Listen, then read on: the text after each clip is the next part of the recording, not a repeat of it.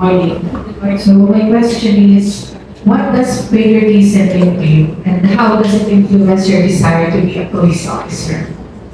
Patriotism is love for the country, for the people, and ready to serve the Filipino people both with pride and honor.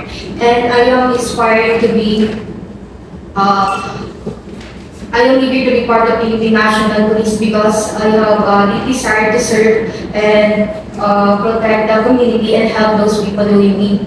I want to become positive role model through my dedication and selfless service. Second, mom, I am inspired by my father and brother who are both police officers. My father was a retired policeman while my brother is currently in active service. Growing up, seeing their discipline, dedication, and willingness to serve without expecting anything in return. Seeing their passion and commitment motivates me to follow the same path, to uphold the law and serve with integrity. And I believe becoming part of the Philippine National Police will allow me to continue their legacy and to serve the organization with a safer place, to have a safer and more peaceful community.